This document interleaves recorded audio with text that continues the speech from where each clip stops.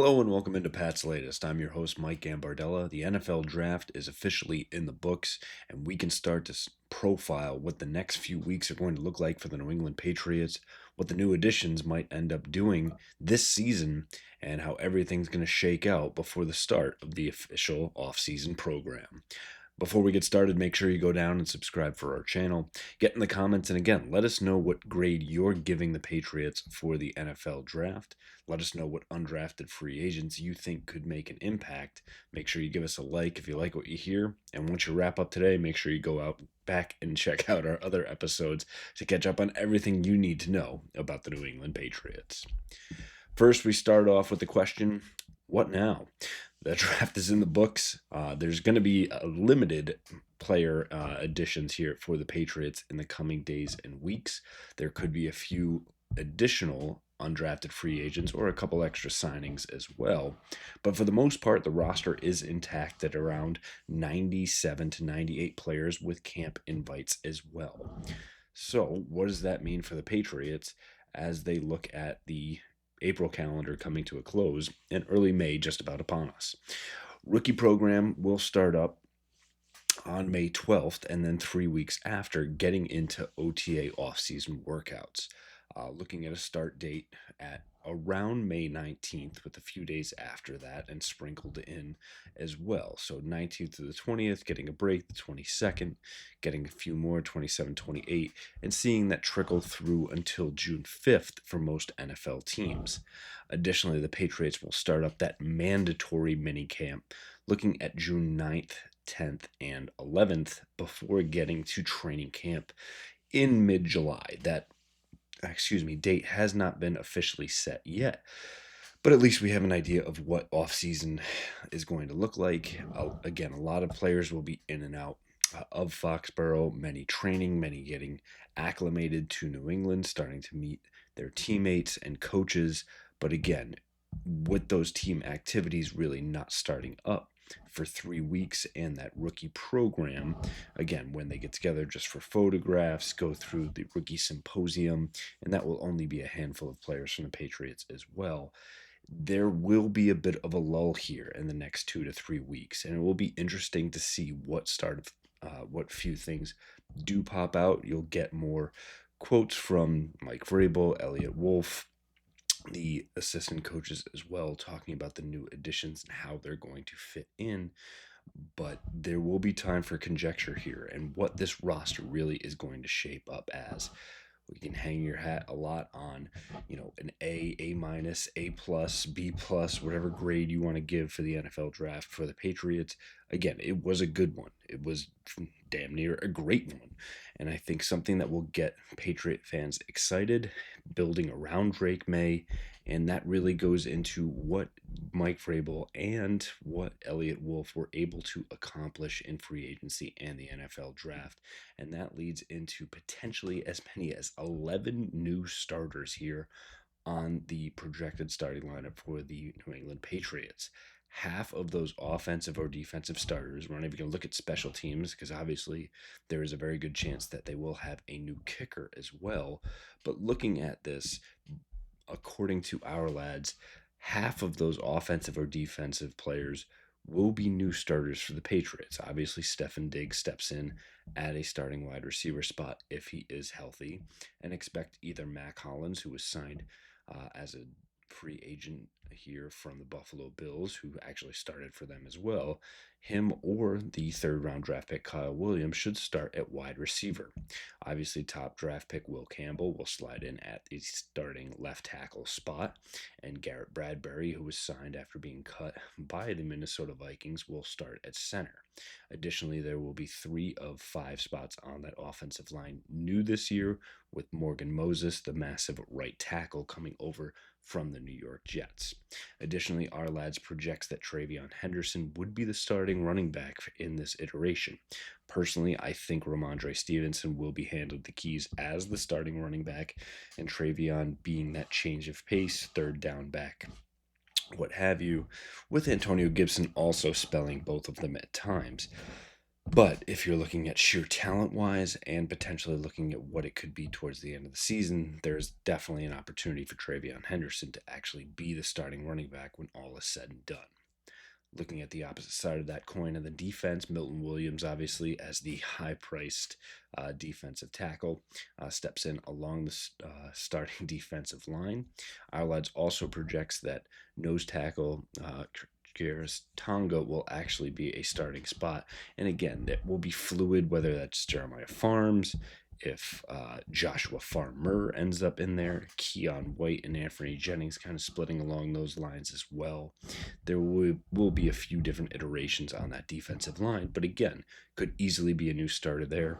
And three others absolutely will be, and that will be Harold Landry, Robert Spillane, and Carlton Davis, all being immediate starters on that defense. Again, Kalavon Chasen could end up starting some games as well. Marcus Epps, the free agent from the Las Vegas Raiders. There will be several people, and even the fourth round pick, Craig Woodson, depending upon what type of base defense the Patriots will quote unquote start with, there could be several opportunities for new faces to be in there. And I think when all is said and done, you're looking at a not a brand new, but almost half new team for the New England Patriots. One that does line up with a new head coach and a new regime coming in. But again, I think a huge hat tip has to go to Mike Vrabel and Elliott Wolf for completely addressing, remaking, and doing everything they can to hit every need that this team had, making sure they took the necessary steps to get to a point where they feel good about the starting level of each of those spots, as well as the depth that goes in there as well. It will be interesting to see in the next few weeks as the prognostications come out. Obviously, the Buffalo Bills will be the number one in the AFC East. But where teams start to slide in with the Patriots, Dolphins, and Jets all being in various stages. Obviously, the Dolphins not being able to hit or recreate, I should say, their level of success making the playoffs than missing last year.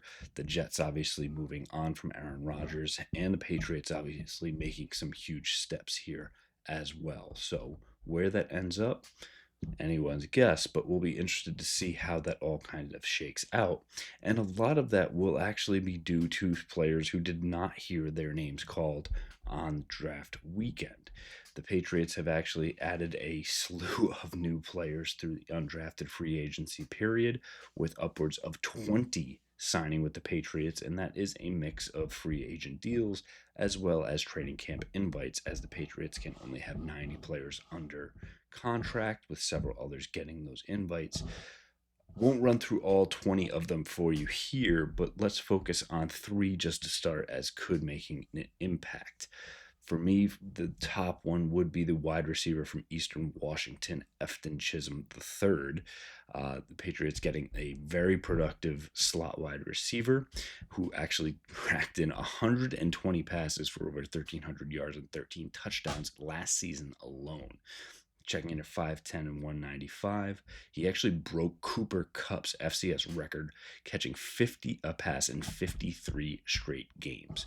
So again, someone who's coming from great stock, and having his name amongst Cooper Kupp is definitely not a bad thing. And checking in with a school record for receptions, 120, that also broke Cooper Kupp's record, and a team captain for good measure as well.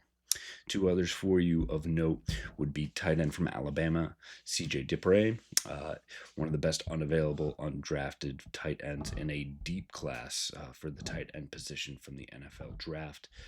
Was projected as a fifth or sixth rounder. It actually just falls out, but a great athlete, inline blocker, can actually get into the slot and even out wide if needed as a wide receiver. Did catch 21 passes for over 250 yards last season, and has special teams experience, which could help him fight for that third tight end spot with Jaheim Bell. And that's special teams experience definitely could potentially give him a leg up in that spot as well. And a late addition on Sunday, the defensive tackle from UNC, Javari Ritzy, checking in with 40 tackles, 6.5 for a loss, and 6.5 sacks last season for UNC. Nothing to scoff at. And again, with the Patriots focusing on the trenches, especially on the defensive end, if he can make an impact in training camp, could potentially be one to keep an eye on moving forward.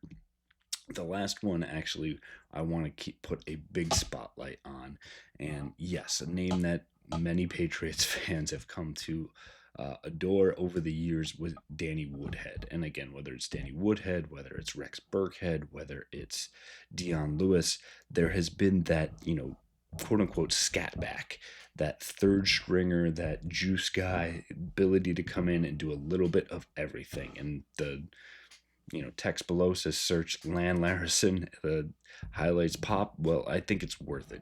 Whether you're searching on X or anything else, this guy really does it all. There's been a lot of comparisons where NFL Network actually compared him to Taysom Hill, a guy that can literally just do anything. You want him on the field. He's an impact player. He is coming out of UC Davis, so a little bit unheralded, which is why he did not get drafted. But in all-purpose yards in a season at 2,387. Last year, he actually ran for over 1,400 yards and racked up 17 touchdowns.